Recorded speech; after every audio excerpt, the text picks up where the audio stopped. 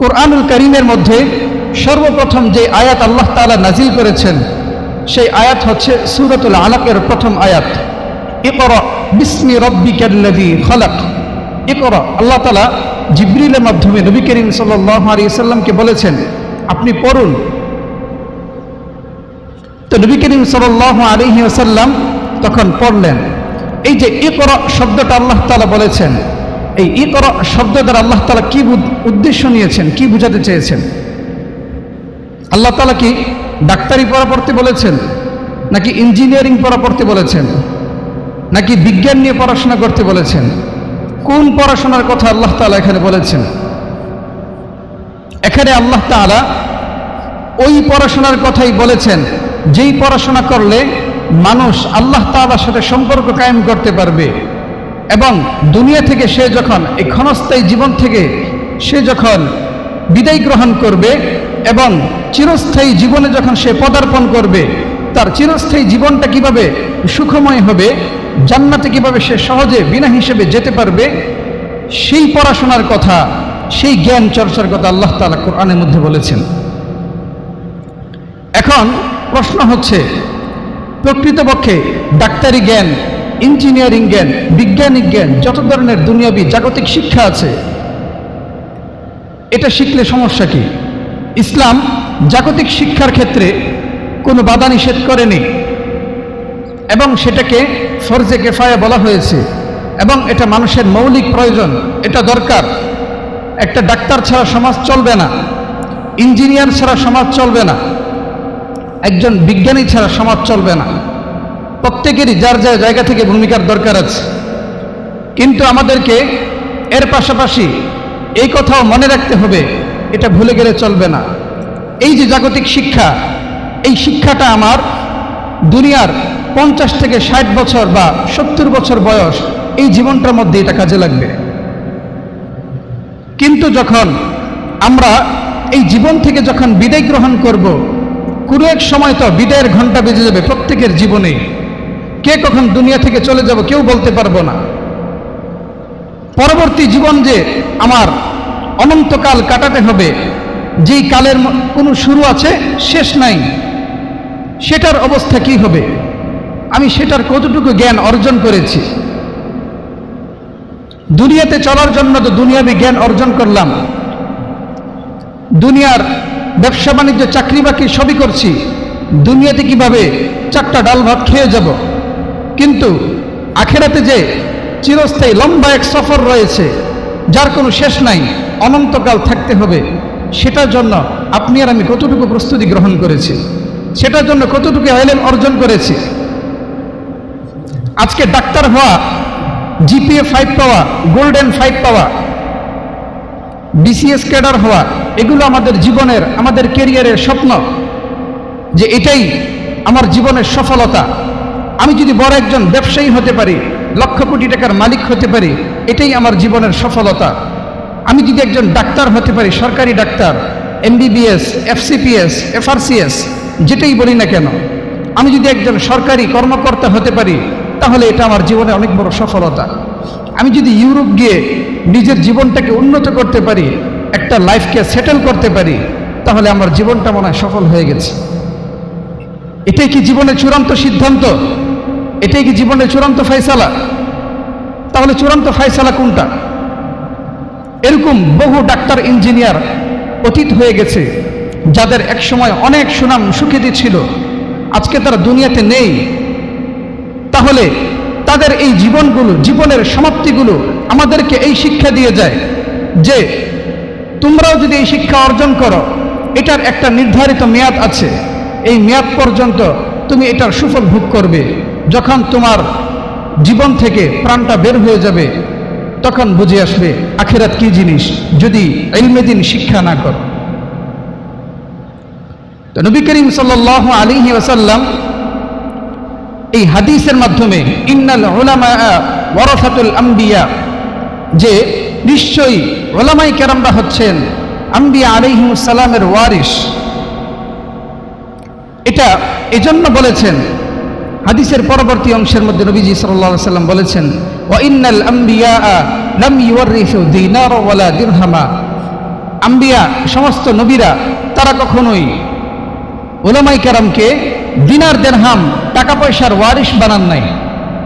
ওয়া ইন্নামা ওয়ারাসুল ইলম, তারা শুধুমাত্র ইলম, আসমানি যেই ইলম আছে সেই ইলম, সেই জ্ঞানের ওয়ারিশ, উত্তরাধিকারী বানিয়েছেন। তারপরে নবী করিম সাল্লাল্লাহু আলাইহি ওয়াসাল্লাম বলেছেন, ফামান আখাযাহু আখাযা বিহাযিন ওয়াফির, সুতরাং কেউ যদি এই ইলমকে অর্জন করতে চায়, গ্রহণ করতে চায়, সে যেন পরিপূর্ণরূপে গ্রহণ করে। আরেক হাদিসের মধ্যে নবী করিম সাল্লাল্লাহু আলাইহি ওয়াসাল্লাম বলেছেন, তলাবুল ইলমি ফরিদাতুন আলা কুল্লি মুসলিম, যে ইলমে দ্বীন শিক্ষা করা এটা প্রত্যেক মুসলমানের উপর ফরজ। এখন আসেন আমাদের পূর্বের আলোচনায়, কারো যদি রাতের বেলা লাইট না থাকে, সে যেমন বিপদের মধ্যে পড়ার সম্মুখীন সম্ভাবনা রয়েছে, ঠিক তদ্রূপ ইলমে দ্বীনের যে জ্ঞান, কোরআন হাদিসের যে জ্ঞান, আলো, সেটাও যদি কেউ অর্জন না করে, তার জীবনের মধ্যে বড় বড় বিপদ আসার সম্ভাবনা রয়েছে, এমনকি সে ঈমান হারা হয়ে মৃত্যুবরণ করার সম্ভাবনা রয়েছে। এখন সেই জ্ঞান, সেই ইসলামিক জ্ঞান, এটা কোথায় থেকে আমরা শিখব? এটা শিক্ষা করার জায়গাটা কোথায়? এই ইলম শিখতে হবে। এই ইলমের ধারবাহক যারা, এটা নিয়ে যারা গবেষণা করেছেন, যারা এটা নিয়ে পড়াশোনা করেছেন, এটার উপর ডিগ্রি, ডক্টরেট অর্জন করেছেন, ওই সমস্ত হক্কানি উলামায়ে কেরামের কাছ থেকে আমাদেরকে সেই আসমানি ইলমটা শিখতে হবে। সেই কোরআন হাদিসের জ্ঞানগুলো আমাদেরকে অর্জন করতে হবে। আমরা ইসলামটাকে এতটা সংকীর্ণ করেছি, সংকীর্ণ করতে করতে ইসলামকে আমরা মসজিদ এবং মাদ্রাসার সাথে সম্পৃক্ত করে ফেলেছি। আমরা মনে করি ইসলাম মানেই হচ্ছে মসজিদে 5 ওয়াক্ত নামাজ পড়া, ইসলাম মানেই হচ্ছে মাদ্রাসার মধ্যে পড়াশোনা করা, হাফেজ হওয়া, আলেম হওয়া, মুফতি হওয়া। এটা কি আমরা ইসলাম মনে করি? বস্তুতপক্ষে নবী করিম সাল্লাল্লাহু আলাইহি ওয়াসাল্লাম কি ইসলাম বলতে এটা বুঝিয়েছেন? ইসলাম বলতে বুঝিয়েছেন একটা মানুষ, সে তার জন্মের পর থেকে নিয়ে মৃত্যু পর্যন্ত জীবনের প্রতিটা সেক্টরে, প্রতিটা ক্ষেত্রে, প্রতিটা পরতে পরতে তার ইসলাম নিহিত রয়েছে, এবং প্রত্যেকটা বিষয়কে আল্লাহ তাআলা খুলে খুলে বর্ণনা করে দিয়েছে।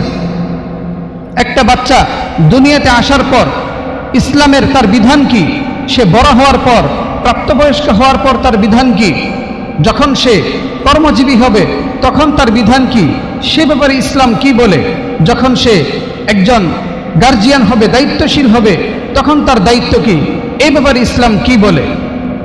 তারপর সে যখন বাবা হবে, বাবা হিসেবে তার দায়িত্ব কি, মা হলে মা হিসেবে দায়িত্ব কি, দাদা হলে দাদা হিসেবে দায়িত্ব কি, চাচা হলে চাচা হিসেবে দায়িত্ব কি, এলাকার চেয়ারম্যান মেম্বার হলে সেই মেম্বার এবং চেয়ারম্যান হিসেবে তার দায়িত্ব কি, রাষ্ট্রনায়ক হলে, দেশের শাসক হলে শাসক হিসেবে তার দায়িত্ব কি, প্রত্যেকটা বিষয় ইসলাম বলে দিয়েছে। ইসলামিক শাসন ব্যবস্থা এটা যদি থাকতো, তাহলে আমরা স্পষ্টরূপে বুঝতে পারতাম ইসলামটা আসলে কি সুন্দর, চমৎকার একটা জিনিস। কুরআনুল কারীমের মধ্যে আল্লাহ তাআলা স্পষ্ট করে বলে দিয়েছেন, اليوم أكملت لكم دينكم وأتممت عليكم ورضيت لكم الإسلام دينا, আজ আমি তোমাদের দিনকে পরিপূর্ণ করে দিয়েছি। ওয়া আতমামতু আলাইকুম নি'মাতি, এবং তোমাদের উপর আমার নিয়ামতকে পরিপূর্ণ করে দিয়েছি। ওয়া রাদিতু লাকুমুল ইসলাম দীনা, এবং ইসলাম ধর্মকে আমি তোমাদের জন্য মনোনীত করেছি। কেউ যদি পরিপূর্ণরূপে তার জীবনে শান্তি পেতে চায়, যে আমি আমার জীবনটাকে, যতদিন আমি পৃথিবীতে বেঁচে থাকব, আমি আমার ফ্যামিলি নিয়ে সুন্দরভাবে সুখে শান্তিতে বেঁচে থাকব, তাহলে সে যেন পরিপূর্ণরূপে ইসলামটাকে পালন করে। এখন ইসলাম কিভাবে পালন করতে হবে সেটা জানবো কিভাবে? উলামায়ে কেরামের কাছে যেতে হবে, উলামায়ে কেরামের সান্নিধ্যে থাকতে হবে। যারা এগুলো নিয়ে গভীর গবেষণা করেন, এটা নিয়ে থিসিস তৈরি করেন, তাদের কাজই শুধু এটা নিয়ে গবেষণা করা আর উম্মতকে তার সঠিক সমাধান দেওয়া। ওই সমস্ত হক্কানি বুজুর্গ, বড় বড় উলামায়ে কেরামের কাছ থেকে এগুলো গ্রহণ করতে হবে। উলামায়ে কেরাম তাদের কাজ কি ছিল? যুগে যুগে আম্বিয়া আলাইহিmus সালাম তারা যে কাজগুলো করে গেছেন, এখন তো পৃথিবীতে নবী নেই, কোনো রাসূল নেই। তো নবী রাসূলের যেই ভারী দায়িত্ব, জিম্মাদারি ছিল, এই জিম্মাদারিটা ওলামায়ে কেরামের উপর ন্যস্ত করে গেছেন, তাদের উপর অর্পণ করে গেছেন। ইন্নাল উলামা ওয়ারাসাতুল আম্বিয়া। আজকে আমরা ইসলামটাকে আমরা শুধুমাত্র মসজিদের মধ্যেই পালন করি, সামাজিক কোনো কাজের মধ্যে ইসলামকে ব্যবহার করি না, পারিবারিক কোনো কাজের মধ্যে ইসলাম ব্যবহার করি না, রাষ্ট্রীয় কোনো কাজের মধ্যে আমরা ইসলাম ব্যবহার করি না। যদি আমরা আজকে ইসলামগুলো পরিপূর্ণরূপে ব্যবহার করতাম, তাহলে সন্তান কখনো মাদকাসক্ত হতো না, সন্তান কখনো অন্য খারাপ বন্ধুদের সাথে ঘুরে বেড়াতো না, সন্তান কখনো পিতামাতার অবাধ্য হতো না, সমাজের মধ্যে কখনো বিশৃঙ্খলা তৈরি হতো না, একে অন্যের সম্পদকে লুণ্ঠন করে খেত না, অন্যের সম্পদকে অন্যায়ভাবে জুলুম করে গ্রাস করতো না। আজকে যদি ইসলামিক দ্বীনি সহি বুঝগুলো আমাদের মধ্যে থাকতো, অসুস্থ হলে ঠিকই এটা ট্রিটমেন্ট নেওয়ার জন্য MBBS ডাক্তারের কাছে যাই কি না? যাই। কেন যাই? কারণ এই বিষয়ে সে বিশেষজ্ঞ, এই বিষয়ের উপর তার দীর্ঘ পড়াশোনা আছে, এটার উপর তার দীর্ঘ গবেষণা আছে। সে জানে কোন মেডিসিনটা আমার এই পেশেন্টকে দিলে সে পরিপূর্ণরূপে সুস্থ হয়ে যাবে, কোন ট্রিটমেন্টটা দিলে আমার রোগীটা সুস্থ হবে, এটা একজন MBBS ডাক্তার জানেন।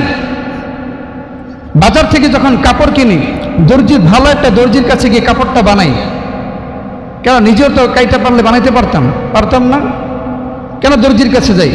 কারণ এটার উপর তার দীর্ঘ অভিজ্ঞতা আছে, তার গবেষণা আছে, এই ব্যাপারে সে দক্ষ, এই জন্য তার কাছে যাই। বিল্ডিং যখন নির্মাণ করব, তখন একজন ইঞ্জিনিয়ারের কাছে যাই, প্রথমে একজন আর্কিটেকচার ইঞ্জিনিয়ারের কাছে যাই, যে বিল্ডিংটা পুরো ডিজাইন করে দিবে। তারপর একজন কন্ট্রাক্টর ভাড়া করি, তারপর লেবার দরকার, সব কিছু মিলিয়ে আমার বিল্ডিংটা তৈরি হবে। কেন? এত কিছুর কি প্রয়োজন? আপনার আমি চাইলে তো একটা বিল্ডিং বানাইতে পারি। হবে বিল্ডিং? নাকি ওই বিল্ডিংয়ের ছাদের নিচে পরে মরতে হবে? কারণ এক্ষেত্রে আমরা বুঝি, আমি এই বিল্ডিংটা বানাবো, এটা টেকসই হওয়া লাগবে। এটা যদি টেকসই করতে চাই, তাহলে এই ব্যাপারে সে বিশেষজ্ঞ, যে বিশেষজ্ঞ এই ব্যাপারে যার পড়াশোনা আছে, যার দক্ষতা আছে, স্কিল আছে, তার কাছে আমার যেতে হবে, তার মাধ্যমে কাজটা আমার করাইতে হবে। অন্যথায় আমার বিল্ডিংয়ের বিল্ডিং হবে না, ওটার নিচে পড়ে আমার কবর হয়ে যাবে। যখন কোনো সমস্যার মধ্যে পড়ি, অথবা সামাজিক কোনো কাজের ক্ষেত্রে যখন কোনো বিপদের মধ্যে পড়ি, তখন কি করি? এলাকার মেম্বার, চেয়ারম্যানের কাছে যাই, গিয়ে একটা সমাধান করার চেষ্টা করি। আবার যখন কোনো কৃষিকাজ করি, তখন কোনো ফসলের মধ্যে সমস্যা হয়ে যায়, তখন নিজে নিজে কোনো কাজ না করে কৃষিবিদ যারা আছে তাদের সাথে পরামর্শ করে মেডিসিন প্রয়োগ করি। এটা কি জন্য করি? যেন আমার এই মেডিসিনটা যথাযথভাবে কাজে লাগে। কিন্তু দ্বীন এবং ইসলাম এগুলোর ক্ষেত্রে আমরা কি কখনো ইসলাম এবং দ্বীন বিশেষজ্ঞ যেই সমস্ত ওলামায়ে কেরাম আছেন, তাদের শরণাপন্ন আজও পর্যন্ত কেউ হয়েছে? অনেকেন হন, কেউ হন আবার কেউ হন না। যারা হন তাদের জীবনটা অনেক সুন্দর, আর যারা আমরা হতে পারি না, আমাদের জীবনটা অন্যরকম, অনইসলামিক হয়ে যায়, ইসলাম থেকে বিচ্ছিন্ন হয়ে যায়। সাউন্ড বাইরেটা হয় না? কি বলেন?